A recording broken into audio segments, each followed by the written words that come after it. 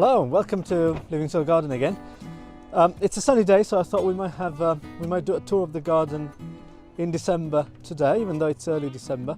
I'm in the polytunnel, which is the place to be really, because at the moment there's lots and lots of salads growing.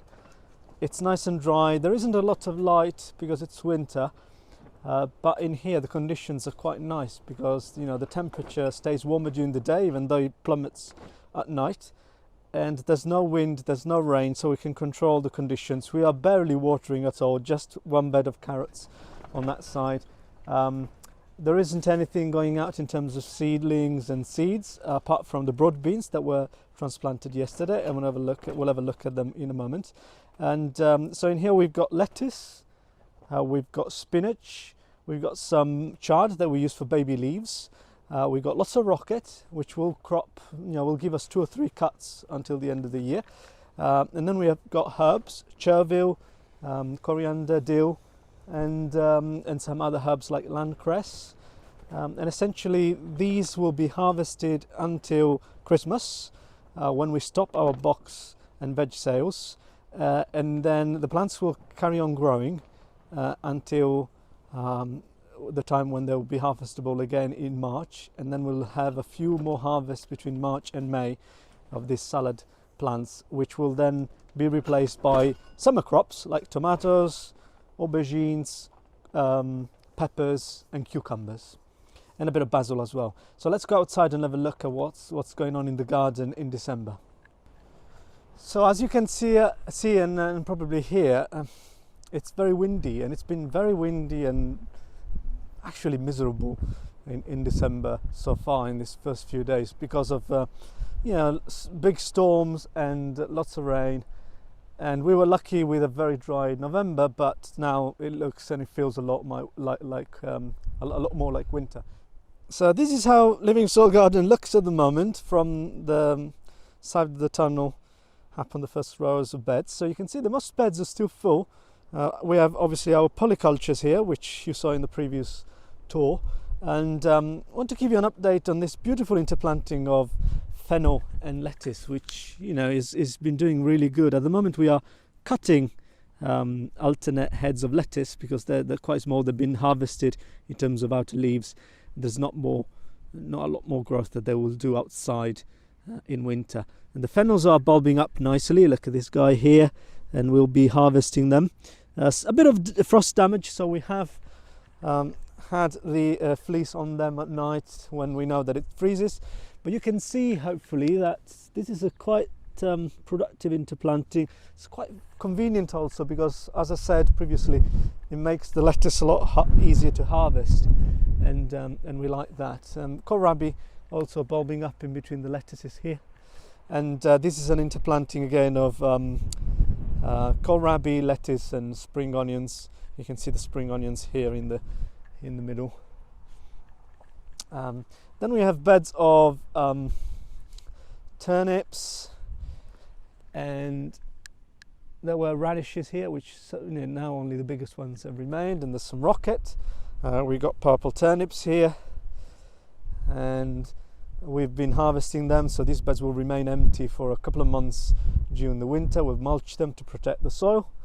And on here you can see the lettuce, and you can see a lot of empty spots because we've been harvesting them, and we harvest them as full heads now. There's no point harvesting outer leaves because a lot of them are damaged by either slugs or weather. When we harvest a full head, we can take apart the good leaves, take them out and add them to our salad bags. Let me have a look on this other side. So here you probably hear a lot of wind, sorry about that, but there's muley radishes, there's some chard there at the bottom where my shadow is, again interplanted with lettuce. And here we got muley radishes that act as a green manure, another intercrop of different things. Here we got more radishes. This is perpetual spinach, and we've got several beds of perpetual spinach. The way we use this is we cut them with the knife and let them regrow from the center. This takes longer than harvesting individual leaves, but we find that it gives them time to recover from disease, and it cleans away also the bad leaves. When one harvests only the good leaves, it tends to forget behind some worse leaves, and then those spread, you know, diseases that are typical of such a dense planting in such a damp and moist weather. These will crop until well into the spring next year, but they will grow very slowly now. So every cut, we know that, you know, will need a few months to recover at this stage. Here we got mustards and other Asian greens. One of my favourite crops. They're really, really good. Look at this mushroom popping up in between. Hopefully you can see that. There's lots of interesting mustards. Really hot when you eat them raw, but really nice when you stir fry them. Lots of cabbagey and mustardy flavour. This is baby kale. Well, it's red Russian kale that we use for baby leaves in salads and stir fry mixes. And over here was a completely different thing, which is a green manure. So all the beds that we had empty in you know, between September and October, we decided to fill with green manures.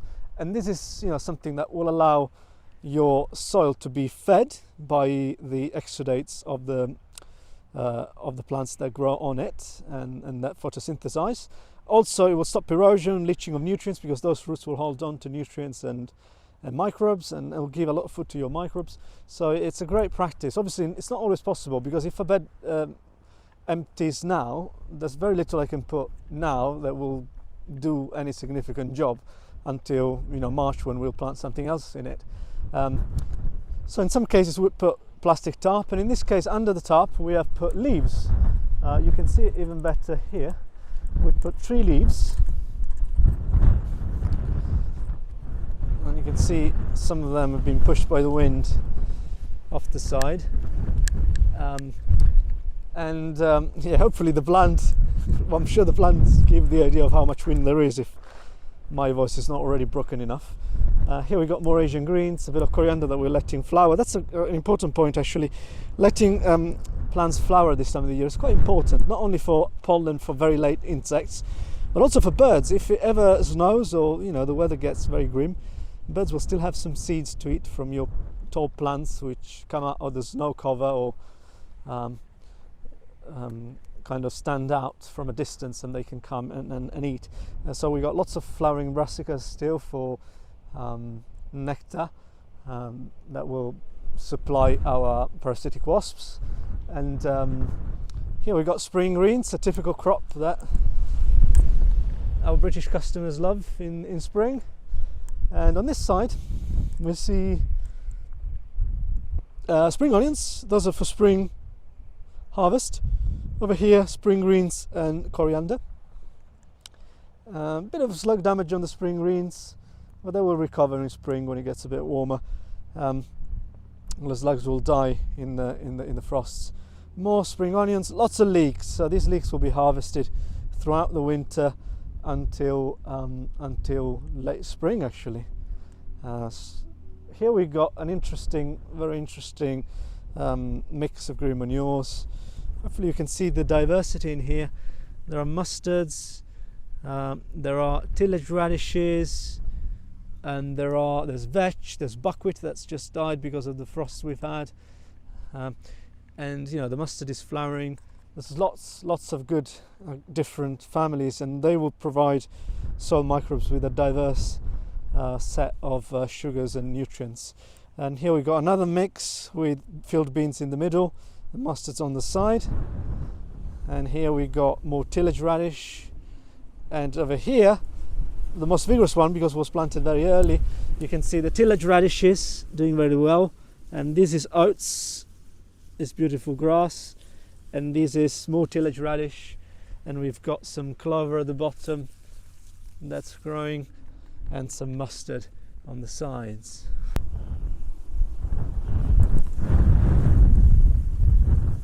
This is a view from the bottom of the garden. You can see my shadow, but you can see a lot of green. I mean, there's very few empty beds, and this is what you're aiming for, isn't it? This is what a garden should always look like, so that extra water doesn't cause too much erosion, nutrients don't leach, sunlight is being converted into nutrients constantly, even throughout the darkest months of the year. when lighting's not so abundant, and also you're harvesting food throughout the winter. So here you see this is a stand of Asian leaves that we're not harvesting anymore, but we're leaving as a mat on the ground. Look at how much light they're capturing. Let's look at that light that hits them, and they're transforming it into sugars for our soil life. These were transplanted by Alan and I a few days ago. These are broad beans. Some of them are under fleece, some of them are under net. We're experimenting whether with the rats and mice, whether they eat them more easily when they're under cover or not. Things that are under cover, like these ones, tend to give them a sense of security because they're not so easily predated by bird of prey. So sometimes they eat things more quickly when they're under cover, paradoxically, and things that are not covered don't get as much damage. Here more green manures, and here are broccoli that will be harvested in spring. There you go. And here we got another interplanting of field beans for green manure and lettuce. More broccoli, more leeks.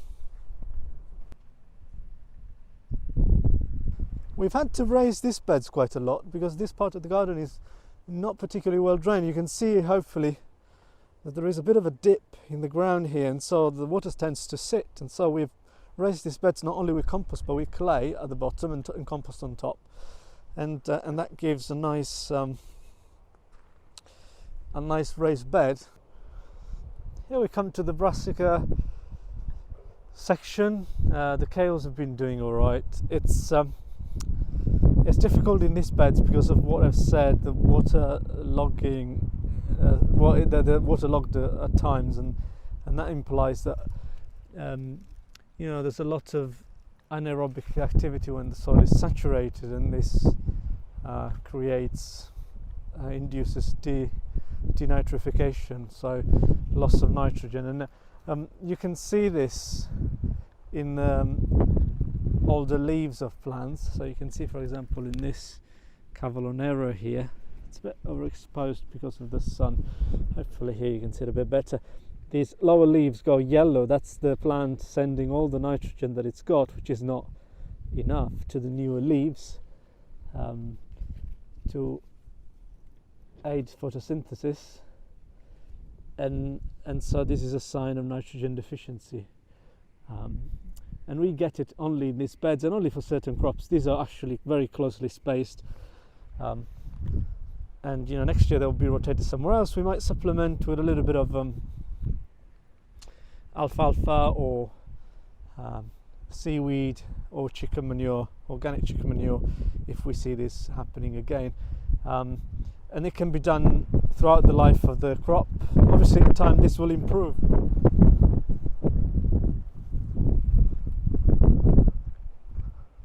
So unfortunately the wind doesn't help, but hopefully you saw the conditions of the garden at the moment. It's still highly productive. There are a few things that will need improving next year in terms of planning for the winter, I think, especially with the brassicas, as you've seen, in terms of nitrogen deficiency. And then we've got other things that are always going on behind the scenes during the winter. And there's a lot of composting going on, so we've been turning our compost thanks to our volunteers that give invaluable help with that as well as many other things, really.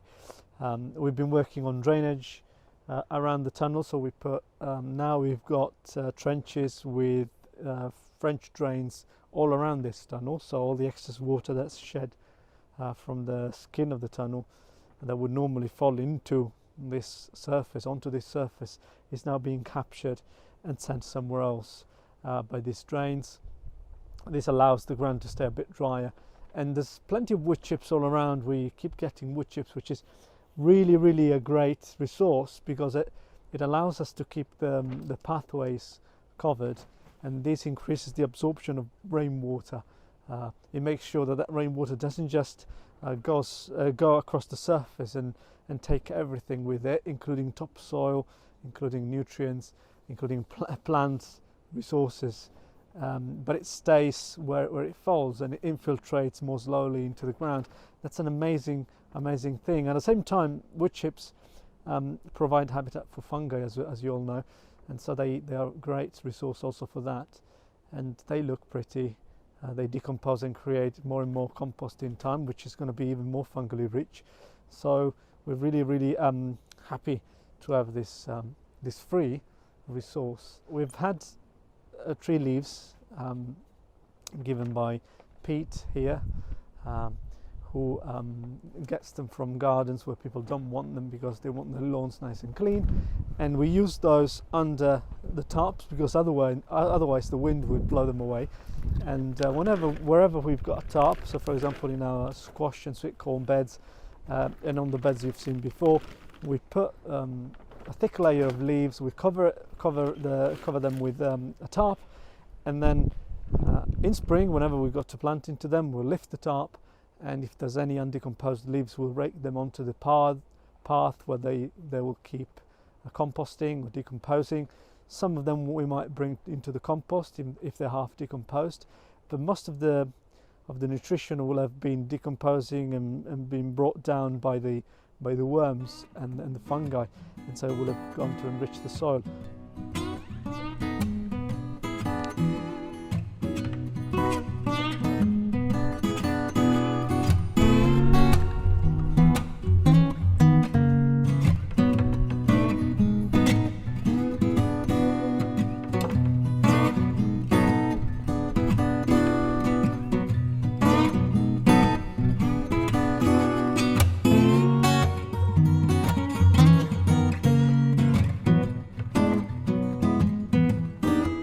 Right, so thanks for joining me in this very windy tour of the garden in December. It will probably be the last one in 2021. I will see you again in 2022. We still keep harvesting vegetables and selling boxes and vegetables at markets until Christmas. Then we take a bit of a break from sales until March, but I'll try and show you around in January and February as well. There'll be a lot of sowing going on in February, so it's quite a hectic time. Now I'm going to go and clean these parsnips. They were a bit misshapen, so we couldn't sell them, but we'll have them in our dinner tonight. If you like what we do, if you want to know more about what happens at Living Soil Garden, subscribe to our channel here on YouTube, or follow us on Instagram, Facebook, or wherever you can find us.